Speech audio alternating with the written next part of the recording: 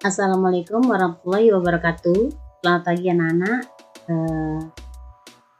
Kita ketemu lagi dalam belajar kimia ya, yang kita mulai dengan awal pembelajaran kita kali ini di kelas 10, yaitu tentang hakikat ilmu kimia, pengenalan ilmu kimia, dan keselamatan kerja di laboratorium ya. Nah, untuk kimia, mungkin ini adalah perdana bagi kamu yang khusus masuk ke dalam mata pelajaran ya. Sedangkan waktu kamu di SMP, kimia itu masuknya ke dalam bidang studi IPA ya, jadi untuk SMA lebih mudah. Kita langsung saja tentang pengenalan ilmu kimia. Yang akan kita pelajari adalah ilmu kimia dan peranannya ya. Berarti kita terfokus pada pengenalan tentang kimia ya, kemudian belajar tentang materi-materinya dan metode ilmiah. Ilmu kimia itu berasal dari bahasa Arab ya, yang artinya perubahan zat. Jadi sebenarnya apa itu kimia? Ilmu kimia adalah ilmu yang mempelajari struktur dan sifat dari materi atau zat, perubahan materi atau zat, dan energi yang menyertai perubahan tersebut. Apa manfaatnya bagi kita untuk belajar ilmu kimia? Sebenarnya ilmu kimia ini ada dalam kehidupan sehari-hari, dari sejak kita bangun tidur sampai kita tidur. Ini untuk manfaat belajar kimia secara garis besar, kita mengerti apa kegunaan dari pestisida, apa kegunaan dan masalah yang ditimbulkan. Kemudian apa kegunaan dari deterjen, manfaatnya. Kemudian apa akibat yang terjadi pada proses alam ya, dari reaksi kimia yang terjadi pada besi. Itu bisa kita pelajari dari kimia. Apa peranan ilmu kimia? Ya. Adapun peranan dari ilmu kimia itu ada di beberapa bidang ya. Yang pertama di bidang kedokteran, kemudian di bidang farmasi, di bidang pertanian, di bidang biologi, di bidang seni, dan kriminologi ya, ini yang biasanya digunakan di kepolisian kriminal. Nah, sekarang kita bahas apa itu peranan ilmu kimia di bidang kedokteran. Nah, di bidang kedokteran bisa untuk mendiagnosis penyakit ya. Kemudian dapat diperkirakan ini dia menderita penyakit apa ya. Jadi dokter dapat mendiagnosa suatu penyakit ya. Kemudian untuk farmasi, nah, dari penyakit yang didiagnosa oleh dokter, maka di farmasi diberikanlah obat-obatan ya, obat-obatan yang gunanya untuk meredakan ya, atau bersifat menyembuhkan ya, biasanya menyembuhkan ya, tapi umumnya obatnya menghilangkan rasa sakit ya, untuk kimia sih. Kemudian ilmu kimia manfaatnya dalam peran ilmu kimia dalam bidang pertanian, bisa digunakan untuk pembuatan pupuk ya. Apa saja bahan kimia yang dipergunakan pupuk itu dipelajari pada ilmu kimia. Nah, kemudian dalam bidang biologi nih yang sekarang terjadi, yaitu tentang COVID-19 ya.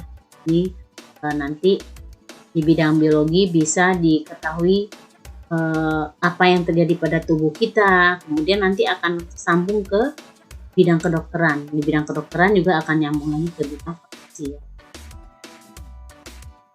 Kemudian di bidang seni, misalnya cara membuat warna ya, warna atau cat ya, yang digunakan pada orang-orang seni ya, mau menggambar, melukis dan sebagainya. Dan yang terakhir adalah di bidang kriminologi, misalnya seorang indikasi narkoba ya pemakai, maka bisa dilakukan tes urin. Kalau tadi misalnya seseorang yang menderita suatu penyakit, bisa dilakukan dengan tes darah. Dimasukkan kepada kriminologi. Yang kriminologi ini khusus buat kita ya, diperlukan oleh polisi. Kemudian kita masuk kepada metode ini. Tadi sudah dikatakan bahwa kimia itu adalah ilmu yang mempelajari tentang struktur, sifat materi, perubahan materi, dan energi yang menyertai perubahan tersebut. Nah, perlu metode ilmiah di sini untuk menentukan. Ini biasanya nanti kamu akan pergunakan pada saat kamu membuat karya ilmiah ya, kemudian membuat tugas ya, barangkali tugas-tugas yang dibebankan ke kamu, yang membuat karya tulis dan sebagainya ya. Ini digunakan metode ilmiah ini.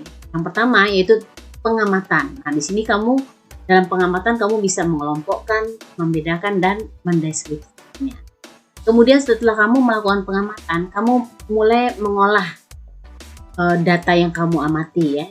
Bisa membuat grafik, kemudian menafsirkan kira-kira data itu seperti apa. Nah, setelah itu kamu mulai menarik kesimpulan sementara, itu hipotesa ya. Kamu memberikan ini kira-kira apa yang kamu tarik dari kesimpulan yang kamu amati ya, atau yang kamu olah tadi. Kemudian setelah kamu hipotesa ya, kemudian kamu mulai merancang eksperimen untuk menguji hipotesa tersebut ya. Dari hipotesa tersebut kamu mengambil kesimpulan untuk sementara. Nah, setelah kamu mengambil kesimpulan, kemudian kamu mulai menyusun teori.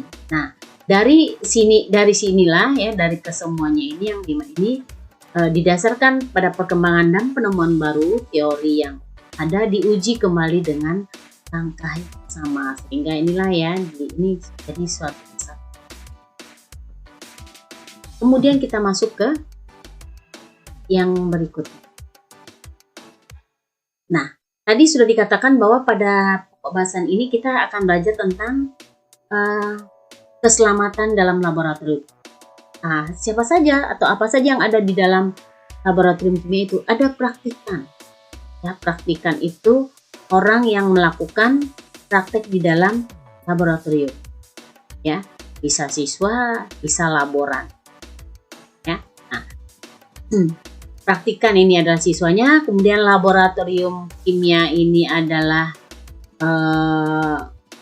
gedungnya, ruangannya, kemudian yang ada di dalamnya ada alat-alat laboratorium, kemudian ada kimia. Kemudian alat-alat laboratoriumnya apa saja? Macam-macam ya anak. Ini kamu harus tahu kegunaannya dan apa saja yang paling sering digunakan dalam pelajaran kimia.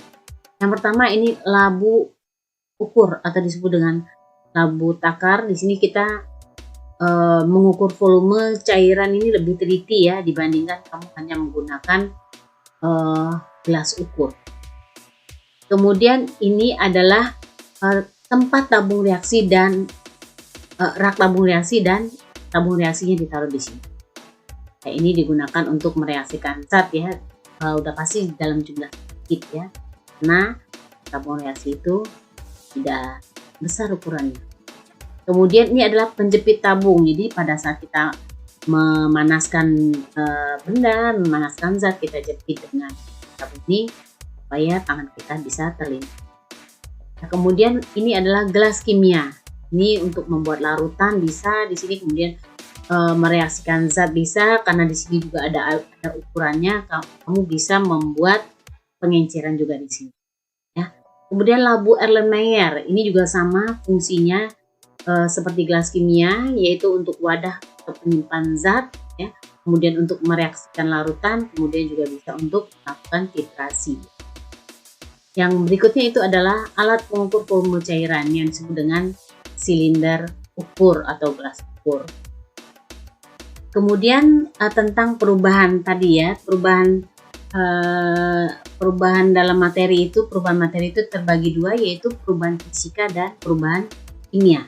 Nah, perubahan fisika itu adalah perubahan yang tidak menghasilkan zat baru, ya, tidak menghasilkan materi baru. Jadi hanya misalnya nih, kamu merebus air, ya, dari air kemudian dia mendidih, kemudian dia menguap, kemudian dia akan kembali menjadi air. Nah, di sini dicontohkan ya perubahan yang tidak menghasilkan materi baru. Jadi ini adalah materi ya, kemudian dia dari padat kemudian meleleh atau melebur ya, membentuk air, kemudian dia akan membentuk kembali lagi menjadi atau kembali di menyublim membentuk gas, kemudian dia kembali menyublim lagi membentuk dan jadi perubahan fisika adalah perubahan yang tidak menghasilkan materi baru, jadi hanya dilihat dari perubahan wujudnya saja. Bisa jadi suhu. Berikutnya perubahan kimia. Nah, ini adalah perubahan yang dapat menghasilkan materi baru. Ini kembang api ya, pada saat kita bakar bentuk. Kemudian nasi menjadi bubur ya, tidak bisa kembali menjadi nasi. Kemudian petasan ya yang meledak ya, itu juga merupakan perubahan. Sampai di sini dulu anak-anak materi kita tentang hakikat ilmu kimia, pengenalan ilmu kimia dan keselamatan kerja dalam batabor. Jika ada pertanyaan kamu bisa sampaikan ya, dan kamu bisa tanyakan ke ibu di grup. Sampai ketemu lagi minggu depan. Assalamualaikum warahmatullahi wabarakatuh.